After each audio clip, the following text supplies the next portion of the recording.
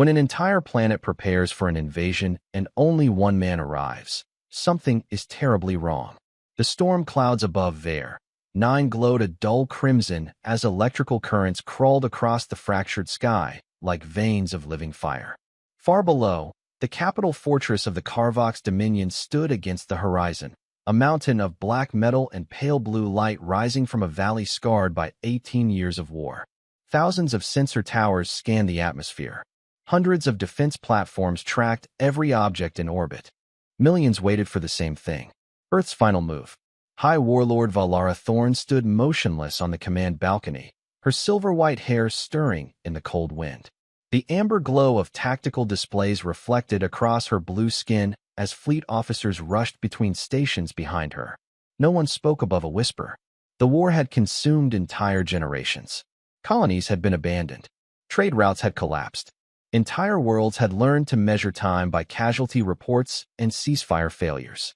Today was supposed to be different. Today, according to every intelligence prediction, humanity would arrive with the largest military force ever assembled. Valara expected hundreds of warships, perhaps thousands. Instead, a confused operator looked up from his console. "My warlord," he said quietly. "We have visual confirmation." Valara narrowed her eyes toward the massive display hanging above the command floor. A single vessel appeared against the darkness of space. It was small, too small. Not a battleship, not a carrier, not even a destroyer. It looked old, civilian almost. Silence spread across the room. "Where is the fleet?" one officer whispered. No one answered. The vessel continued descending through the atmosphere alone. Valara folded her arms. Scan for cloaking signatures. Already done. Hidden escorts. None detected. Orbital weapons. Negative. For the first time in years, uncertainty entered the room. The ship passed through the cloud layer. Atmospheric friction painted its hull in orange light. It drifted downward with deliberate calm, ignoring every defensive battery aimed directly at it. Valara watched the landing telemetry appear across her display. One ship, one life sign, one human. A murmur swept through the command center. "A mistake," someone suggested. "A messenger?" another asked. Valara said nothing. Her instincts told her otherwise. Wars this large did not end with mistakes. The vessel touched down on the barren landing field outside the fortress walls. Dust rolled across the valley floor. Automated turrets locked onto the target. Fighter squadrons circled overhead. Yet the human ship remained still. A long minute passed. Then the landing ramp lowered. A lone figure emerged. No armored escort followed him. No security team. No military formation. Just one man. He wore a dark coat against the wind and carried a weathered metal case in one hand. His pace was steady, unhurried, as if he had arrived exactly where he expected to be. Valara studied the magnified image. Brown hair touched with gray. Calm blue eyes. No visible fear. No visible urgency. The data feed identified him seconds later. The moment his name appeared, something changed inside the room. Conversations stopped. Faces hardened. Even veteran commanders exchanged uneasy looks. Valara read the file once. Then again. Her expression did not move. But for the first time that day, she understood why Earth had sent no army. Colonel Ethan Walker was not arriving before the war. He was arriving after everyone else had already lost it. The corridor leading to the fortress command chamber stretched nearly 300 feet through polished black alloy and pale blue light. Colonel Ethan Walker walked alone. The weathered metal case remained in his hand. His footsteps echoed softly through the immense structure while rows of armed guards watched from either side. None of them spoke. None of them lowered their weapons. Ethan did not seem to notice. Beyond reinforced observation windows, the skies of Vare 9 churned with crimson clouds. Distant flashes of atmospheric lightning illuminated the horizon. The planet felt exhausted. So did the people living on it. At the end of the corridor, enormous doors opened with a low mechanical hum. Warm air drifted outward carrying the scent of machinery, recycled oxygen, and burnt circuitry. Ethan entered without hesitation. High Warlord Valara Thorn stood at the center of the chamber. She appeared even taller in person than she had on the tactical screens. Her blue skin reflected the glow of dozens of floating displays. Gold eyes followed his every movement. Around her, military officers sat in elevated stations overlooking the room. Every face carried the same question. Why had Earth sent only him? Ethan stopped 10 feet away. Neither spoke for several seconds. The silence settled over the chamber like dust. Finally, Valara broke it. You crossed half the galaxy without an escort. Her voice was calm but sharp. Either you are very brave, Colonel Walker, or your people no longer value your life.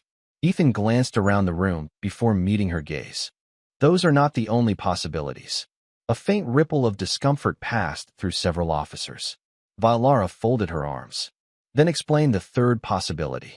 Ethan looked toward the massive observation window overlooking the scarred valley beyond the fortress walls. Earth believes this war is already over. The room erupted into confused whispers. One commander laughed outright. Another shook his head in disbelief. Valara remained still.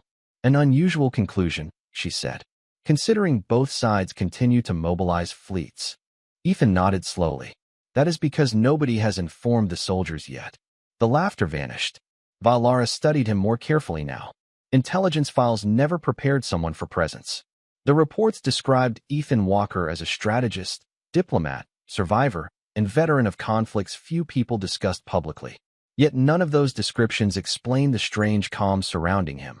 Most visitors entered this chamber eager to impress, threaten, negotiate, or plead. Ethan seemed interested in none of those things. You speak as if you understand this war better than those fighting it, Valara said. Ethan lowered the metal case onto a nearby table. The dull sound echoed across the chamber. No, he answered quietly. I speak as someone who has seen what comes after it. For the first time, Valara felt something she did not expect. Not fear. Not yet. Curiosity. Ethan opened the case. The officers leaned forward. No weapon appeared. No secret device. Inside rested dozens of small identification tags connected by a faded cord. Human names. Alien names. Young names. Old names. Different worlds. Different languages. The same outcome. Ethan touched the worn metal gently. These belonged to people who never got to see the peace they were promised. The chamber fell silent once again. Outside, another flash of lightning illuminated the valley. Valara stared at the collection. Something about it unsettled her more than any weapon could have. Then Ethan looked directly at her. I came because somebody has to decide whether the next generation inherits a future. His voice remained steady. Or another battlefield. The chamber remained silent long after Ethan finished speaking. The identification tags rested on the table beneath the cold blue glow of the tactical displays. No one touched them. No one looked away from them either. High Warlord Valara Thorn slowly approached the collection, her boots producing soft metallic echoes across the floor. For 18 years, she had studied military projections, resource reports, territorial maps, and fleet movements. Entire worlds had been reduced to statistics. Yet the simple pieces of worn metal before her carried a weight no strategic report ever had. She picked up one tag between two fingers. The inscription belonged to a young Carvox pilot, 21 years old, missing in action nearly a decade earlier. Valara recognized the name immediately. The pilot had once served under her command. For a brief moment, she forgot Ethan was even in the room. Where did you find this? She asked. Ethan stood quietly beside the table. A refugee settlement on the edge of the Orion corridor. Valara lowered her eyes to the tag. That settlement was destroyed years ago. Yes, Ethan replied. After the people living there were evacuated. The answer caught her attention. Evacuated by whom? Ethan met her gaze. Both sides. A faint ripple moved through the officers gathered around the chamber. The statement sounded impossible. Cooperation between enemies had become almost mythical. Yet Ethan spoke as though he were describing the weather. Valara returned the tag to the case. You expect me to believe soldiers suddenly forgot they were enemies? Ethan shook his head. No, I expect you to remember they were people first. The words lingered in the air. Several officers shifted uncomfortably. One commander finally stepped forward from the observation platform. His dark uniform displayed decades of campaign honors. Commander Zarek, one of Valara's most trusted military advisors. Enough philosophy, Zarek said sharply. Earth sends one man into the heart of a war and expects us to listen to stories. Ethan turned toward him. No, then why are you here? Ethan studied the older commander for several seconds. Because everyone else who tried failed. The answer landed harder than any threat. Valara noticed it immediately. Ethan never raised his voice, never displayed anger. Yet every sentence seemed to expose something people preferred not to examine. Outside the fortress, thunder rolled across the valley. The enormous observation window briefly illuminated with white light. Ethan walked toward the glass. Far below, thousands of lights stretched across the battlefield remained surrounding the capital. Temporary shelters, supply depots, reconstruction sites, families trying to survive between military zones. "Do you know what I saw when I landed?" Ethan asked quietly. Nobody answered. His reflection stared back from the glass. "I saw farmers rebuilding irrigation systems." He pointed toward the distant valley floor. "I saw transport crews delivering medical equipment." His eyes moved toward another cluster of lights. "I saw children walking to school." The room remained silent. Ethan finally looked back at them. The war is not being kept alive by the people down there. His gaze settled on the command staff. It is being kept alive in rooms like this one. For the first time since his arrival, Valara felt something far more dangerous than uncertainty. She felt doubt. And somewhere deep inside her, a question she had spent 18 years avoiding began asking itself whether victory still meant what she thought it did. The meeting ended without a formal conclusion. No declaration was made. No agreement was signed. Yet something had shifted inside the fortress. Ethan could feel it the moment the command chamber doors closed behind him. The air seemed heavier. Conversations became quieter. Eyes followed him through the corridors. Not with hostility, with uncertainty. That evening, cold rain drifted across the capital city. Thin streams of water traced their way down towering metal structures, while warning lights blinked through the mist. Ethan stood alone beneath an observation canopy overlooking the lower districts. Thousands of citizens moved through illuminated streets below. Workers returning home, vendors closing market stalls, families gathering beneath sheltered walkways. From this distance, there were no soldiers, no uniforms, no borders, just people trying to live another day. Behind him, mechanical doors slid open. Ethan did not turn around immediately. He already knew who it was. The sound of deliberate footsteps approached through the rain. Valara stopped beside him at the edge of the platform. For several moments, neither spoke. The city lights reflected in her golden eyes. "You enjoy creating problems," she finally said. Ethan allowed himself the faintest smile. "I thought that was your specialty." For the first time since they met, something almost resembling amusement crossed her expression. It vanished quickly. "Commander Zarek wants you removed from the planet." Ethan nodded. "I expected that." Several others agree with him. "I expected that too." Valara folded her arms. "You seem remarkably comfortable for someone who has become the most controversial person in my government within a single day." Rain tapped softly against the canopy overhead. Ethan watched a transport vehicle glide through the streets below. People rarely enjoy being reminded of things they already know. Valara studied him carefully. "And what exactly do you believe we know?" Ethan looked toward the horizon where distant storm clouds rolled across the mountains. "That nobody remembers how this started anymore." The answer lingered between them. Valara felt irritation rise inside her. Not because he was wrong, because part of her feared he might be right. She remembered the first years clearly. The outrage, the speeches, the certainty. Back then, every sacrifice seemed necessary. Every decision seemed obvious. Over time, the reasons had multiplied, then blurred, then vanished beneath newer reasons. Yet the war continued. "You think this conflict survives because of pride," she said.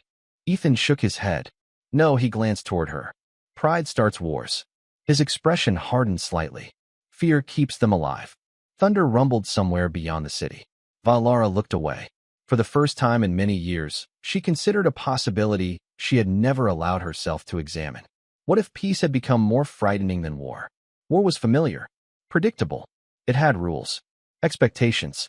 Entire institutions depended on it. Peace would change everything. Before either could speak again, alarms suddenly echoed through the platform. Sharp electronic tones cut through the rain. Red warning lights flashed across nearby towers. Ethan immediately straightened. Valara activated a tactical display from her wrist console. Her eyes narrowed. "That cannot be right." Ethan stepped closer. "What happened?" The display filled with emergency reports arriving from multiple sectors simultaneously. Internal security breaches, unauthorized access alerts, communications interference. Someone inside the fortress was moving through restricted systems. Fast, deliberate, coordinated. Valar's expression grew colder with every update. This is not random. Ethan watched the alerts multiply across the screen. Deep below them, the city continued glowing peacefully beneath the rain, completely unaware that something dangerous had just begun moving in the shadows. The warning alerts spread through the fortress faster than the storm outside. Every corridor display shifted from blue to crimson. Security teams flooded communication channels. Automated systems sealed entire sections of the complex. Yet the intrusions continued. Someone knew exactly where to go and exactly how long they had before detection. Valara moved quickly through the command levels with Ethan beside her. Rainwater still glistened on their uniforms from the observation platform.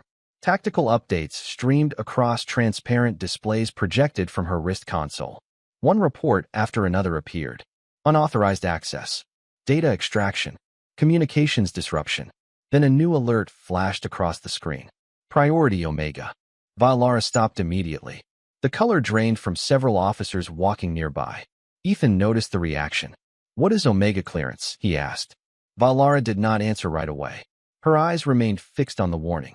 Something that should never appear outside a war emergency. The fortress elevator dropped nearly 600 feet beneath the capital. The deeper they traveled, the quieter everything became. Mechanical sounds faded. Civilian traffic disappeared.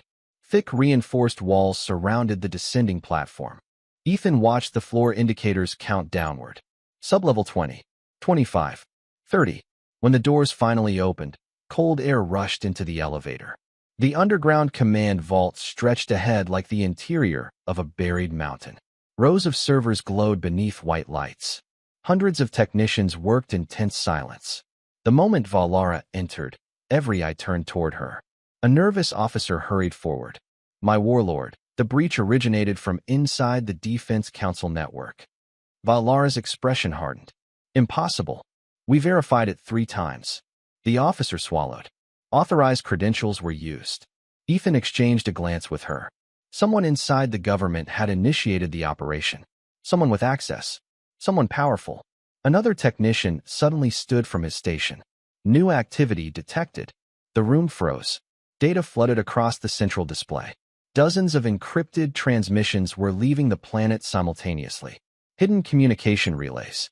Secret military channels. Deep space receivers. Valara stared at the destinations. Several belonged to active fleet groups operating far beyond authorized command routes. "Someone is mobilizing assets without approval," she said quietly. Ethan studied the screen. "Not someone." He pointed toward a cluster of synchronized signals. "A group." The realization settled over the room. This was not sabotage by a lone actor. It was organized, planned. Months of preparation hidden inside the government itself. Then another message appeared. This one carried a name. Commander Zarek. Silence followed. No one wanted to speak first. Valara looked at the transmission records. The evidence was overwhelming. Secret meetings. Hidden deployments. Restricted authorizations. Everything connected to the same network. Ethan watched her carefully. The betrayal was obvious. What mattered now was her response. For a long moment she said nothing. Outside, thunder shook the distant mountains. Deep beneath the fortress, the lights of the command vault reflected across her golden eyes. Finally she spoke. "He believes peace will destroy the Dominion." Ethan nodded slowly. "And men who fear the future often try to control it." Before Valara could answer, another alarm erupted across the chamber. Louder than the others. More urgent. Every display shifted simultaneously. A classified facility on the far side of the planet had just activated. Technicians stared in disbelief. One officer's voice barely rose above a whisper. "My Warlord." He looked pale. "The Horizon Protocol is online." Valara's face went completely still. Ethan noticed it immediately. Whatever Horizon Protocol was, it frightened the most powerful woman on the planet more than the betrayal itself. For several seconds nobody moved. The words Horizon Protocol seemed to drain the warmth from the underground command vault. Technicians stared at their displays. Officers exchanged uneasy glances. Even the constant hum of processors felt quieter somehow. Ethan watched Valara carefully. Until now she had projected certainty through every crisis. This was different. "Tell me what it is," he said. Valara kept her eyes fixed on the central display. Streams of encrypted data continued scrolling across the screen. 20 years ago, she said quietly, before the war officially began, our scientists and yours collaborated on a contingency project. Ethan frowned. Human scientists? The project existed before the alliances collapsed. She folded her arms. Both civilizations believed they were building a deterrent. Something so catastrophic that neither side would ever risk open conflict. Ethan already disliked where the conversation was heading. And then, Valara looked toward him. Then the war started anyway. A technician enlarged a series of schematics across the main display. Ethan stepped closer. Vast underground facilities appeared on screen. Energy reactors, orbital synchronization arrays, planetary communication nodes. Everything connected by a network spanning multiple star systems. The Horizon Protocol was never completed, Valara continued. At least that is what we believed. The technician swallowed nervously. My Warlord, the system has already activated 12% of its network. Silence followed. Ethan studied the diagrams. What does it do? Nobody answered immediately. Finally, Valara spoke. It removes the ability to wage war. Ethan nodded slowly. That sounds surprisingly noble. Not in the way you are imagining. Her voice grew colder. It disables every advanced technological infrastructure within range. Ethan's expression hardened. Civilian systems too? Everything. The room remained silent. Ethan looked back toward the display. Hospitals, agriculture, transportation, communications. Entire planetary economies depended on those networks. How many worlds? He asked. A technician answered in a barely audible voice. Potentially hundreds. Ethan exhaled slowly. Not a weapon designed to destroy lives. Something potentially worse. A machine capable of collapsing civilizations overnight. No fleets. No invasions. No battles. Just darkness. Across entire regions of space. Valara stepped toward the display. The original theory was simple. Remove the means to continue fighting and peace becomes unavoidable. Ethan shook his head. No, every eye turned toward him. Peace built on desperation is not peace. His voice remained calm. It is survival. Another alert flashed across the display. Horizon Protocol activation had increased again. 15%. Then 16%. Somewhere on the far side of the planet, hidden facilities continued waking from decades of dormancy. Valara's jaw tightened. Zarek believes the Dominion cannot survive peace. Ethan looked toward the growing activation percentages. Then he is about to prove the opposite. Valara glanced at him. What do you mean? Ethan stepped closer to the display. His reflection merged with the glowing schematic of the network. If this system activates completely, neither side wins. The technicians exchanged worried looks. He pointed toward the expanding synchronization grid. People will not remember who started the war. His finger moved across dozens of connected worlds. They will remember who took away their future. The room fell silent again. For the first time since arriving on Ver 9, Ethan sensed genuine fear spreading through the command staff. Not fear of an enemy fleet. Not fear of invasion. Fear of their own choices. Then a new transmission appeared across every screen simultaneously. The source identifier stunned the entire room. Commander Zarek. Live transmission requested. Valara stared at the message for several seconds before accepting the connection. The image flickered to life. Zarek stood inside an unfamiliar facility, surrounded by pale white light. His expression was calm. Too calm. He looked directly into the camera, then directly at Valara. My Warlord, he said. I am afraid your human guest has arrived too late. The image of Commander Zarek remained suspended above the command vault like a ghost from a future nobody wanted to see. Pale light washed across his face. Behind him, massive reactor columns stretched upward into darkness, their surfaces pulsing with slow streams of energy. Horizon Protocol continued climbing. 18%, 19%, 20%. Every increase appeared across the central displays in bright crimson numbers. Nobody in the vault looked away. Zarek folded his hands behind his back. He appeared calm, certain, almost relieved. You still do not understand, he said. Peace is a luxury civilizations can only afford when they possess absolute security. Valara's eyes narrowed. Security purchased by crippling entire worlds is not security. Zarek shook his head. It is survival. Ethan stepped closer to the projection. Survival for whom? The older commander turned toward him. For those willing to make difficult decisions. Ethan studied the facility visible behind the transmission. Something about it seemed familiar. The reactor architecture. The positioning of the control arrays. Old designs. Human designs. Then a realization settled into place. The original Horizon Control Center, he said quietly. Several technicians looked toward him. Zarek smiled faintly. Very good, Colonel. Valara turned sharply. You know this place? Ethan did not answer immediately. His eyes remained fixed on the projection. 20 years suddenly felt much shorter. I have been there before. Silence filled the vault. Zarek nodded. Of course you have. Confusion spread through the command staff. Valara looked between them. What are you talking about? Ethan exhaled slowly. The memory returned with perfect clarity. Endless meetings. Scientists from both civilizations. Engineers. Diplomats. Military advisors. People who genuinely believed they could prevent war. I was part of the original oversight team, he said. Several officers stared at him in disbelief. The project was supposed to remain theoretical. It was never intended for deployment. Zarek's expression hardened. That was before reality intervened. Another alert appeared. 23%. The numbers continued rising. Ethan stepped closer to the central display. Earth did not send me here because I am a negotiator. Valara looked at him. Then why?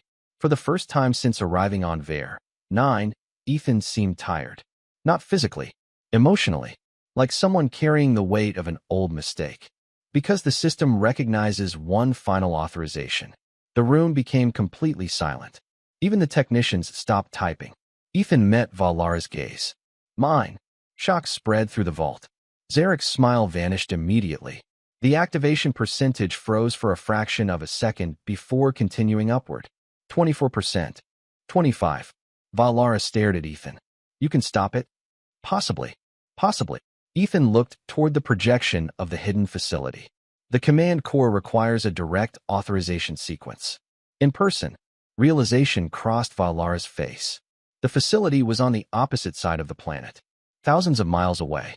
Horizon Protocol would not wait. Zarek recovered quickly. You will never reach it in time. Ethan remained calm. Maybe. The older commander leaned closer to the camera. You still believe people will choose peace if given the chance. Ethan's expression never changed. No, Zarek blinked. The answer surprised him. Ethan glanced toward the glowing city maps displayed across the vault. Millions of civilians slept beneath those lights, unaware of the crisis unfolding beneath their feet. I believe most people already have. For the first time, uncertainty appeared in Zarek's eyes. Then the transmission abruptly terminated. The projection vanished. At that exact moment, a new warning spread across every screen. Horizon Protocol had accelerated. 30%. The countdown to activation had just been cut in half. The transport lifted from the fortress roof into a sky, filled with storm clouds and distant flashes of lightning. Rain streaked across the forward canopy as the aircraft accelerated eastward. Below them, the lights of the capital stretched across the valley like rivers of gold. Millions of people continued living their ordinary lives, unaware that a decision made decades earlier was racing toward them through hidden circuits buried beneath worlds they would never see. Inside the cabin, nobody spoke for several minutes. The engines produced a steady vibration beneath the floor while navigation displays projected a glowing path across the darkness. Horizon Protocol had reached 36% activation. The numbers continued climbing. Ethan sat facing the forward window. Reflections from the instrument panels drifted across his face. Valara watched him from the opposite side of the cabin. The human who had arrived alone now carried the only authorization capable of stopping the system. Yet he looked less like a hero than a man revisiting an old regret. Finally, she broke the silence. You helped build it. Ethan nodded. I helped supervise it. Rain tapped against the canopy. At the time, everyone believed they were preventing a future war. Valara studied him carefully. And when did you realize they were wrong? Ethan looked out at the storm. The day I noticed nobody was talking about peace anymore. His voice remained quiet. Only control. The answer lingered in the cabin. Ahead, the navigation display marked the location of the Horizon facility. Nearly 2,000 miles remained. Not enough time. Everyone knew it. No one wanted to say it aloud. A warning suddenly flashed across the pilot's console.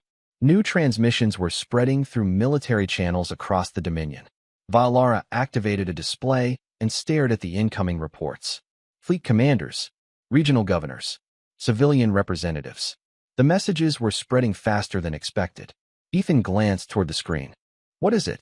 Valara looked genuinely surprised. Someone leaked the truth. One by one, reports appeared across the display. Entire cities were learning about Horizon Protocol.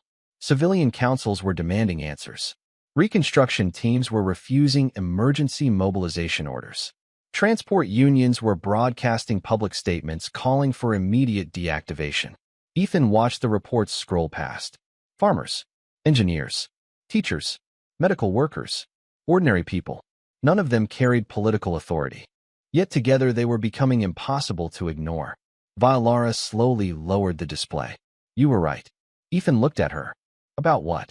She glanced toward the glowing city lights disappearing behind them. Most people already chose. Neither spoke after that. The aircraft continued cutting through the storm. 42%, 43, 44. Then an alert erupted across every display inside the cabin. The pilot stiffened immediately. Multiple departures detected from the Horizon complex. Valara's eyes narrowed. New sensor tracks appeared on the navigation map. Dozens of aircraft lifting from the facility. Not moving toward the capital, moving away from it. Ethan leaned forward. Something felt wrong. Very wrong. Then a final message arrived from the command vault. The lead technician's voice sounded strained. My Warlord, we finally decoded Zarek's secondary transmission. Silence filled the cabin. Send it. The message appeared on the central screen. Ethan read the first line, then read it again. For the first time since arriving on Vair 9, genuine concern crossed his face. Horizon Protocol was never the final objective. It was only the distraction. The message remained on the screen as the transport raced through the storm. Nobody spoke. Nobody needed to. Zarek's plan had never been about disabling technology. Horizon Protocol was merely the opening move. Hidden inside the original network was a second layer of authorization capable of transferring emergency military control across multiple sectors simultaneously. If Horizon activated, panic would follow. Communications would fracture. Governments would stumble. And in the confusion, a handful of commanders could seize authority over entire regions of space. Ethan stared at the display while rain streamed across the canopy. He does not want peace, he said quietly. He does not even want victory. Valara looked toward him. What does he want? Ethan's reflection shimmered against the glass. To make sure nobody can ever challenge his version of order again. The aircraft continued forward. 52%, 53, 54. The numbers climbed relentlessly. Yet something else was happening. New transmissions filled the communication channels every minute. Citizens, governors, fleet captains, reconstruction leaders. Entire communities were demanding the same thing. Shut it down. The pressure was spreading faster than any military order. Valara watched the incoming reports with growing disbelief. For years she had believed leadership meant carrying the burden alone. Now millions of voices were speaking with unexpected clarity. Not demanding conquest. Not demanding revenge. Demanding a future. The Horizon facility finally appeared on the forward sensors. Hidden among frozen mountains nearly 2,000 miles from the capital, it resembled a city buried beneath ice and steel. Towering antenna arrays stretched toward the clouds. Reactor vents released columns of white vapor into the night. Ethan stood before the aircraft even landed. If the command corps still accepts my authorization, we have one chance. Valara rose beside him. Then we take it. Minutes later they entered the facility. The corridors felt abandoned. Silent. Empty. Most personnel had already departed. Only the distant hum of ancient machinery remained. The deeper they traveled, the older everything appeared. Human engineering. Carvox engineering. Built together before fear had divided them. At last they reached the central chamber. A vast circular room surrounded a glowing core suspended above the floor. Streams of energy spiraled upward into darkness. Horizon Protocol had reached 61%. Ethan stepped toward the authorization console. The system immediately recognized him. Ancient symbols illuminated across the display. Access granted. Valara released a slow breath. Then the final prompt appeared. Ethan stopped moving. Her eyes narrowed. What is it? He looked at the screen. The system was designed to prevent forced shutdowns, meaning Ethan's expression softened. It requires unanimous authorization from both civilizations. Silence filled the chamber. Valara slowly approached the second console positioned opposite his own. For a moment, neither spoke. 20 years earlier, people from two worlds had built this place together. Then they spent 18 years forgetting why. Horizon Protocol reached 62%. Valara placed her hand against the console. Ethan did the same. The chamber lights dimmed. Across hundreds of worlds, the network paused. Waiting. Two civilizations. Two choices.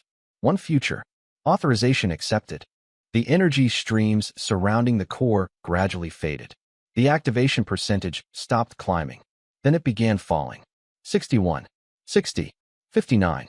Relief spread through the chamber like sunrise after a long night. Nobody cheered. Nobody celebrated. The moment felt too important for that. Ethan simply watched the numbers continue downward. Outside, dawn slowly appeared beyond the mountains. Pale golden light touched the horizon. Valara stood beside him in silence. After a long time she spoke. I spent years believing strength meant making people follow. Ethan looked toward the first sunlight reaching the frozen peaks. And now, Valara watched the light spread across the world below. Now I think it means giving them something worth following. Neither said anything else. They stood together as the network shut down and the morning grew brighter. Far away, cities awakened. Children went to school. Farmers returned to their fields. Builders returned to unfinished homes. Life moved forward. And for the first time in 18 years, an entire galaxy was not waiting for the next battle. It was waiting for tomorrow.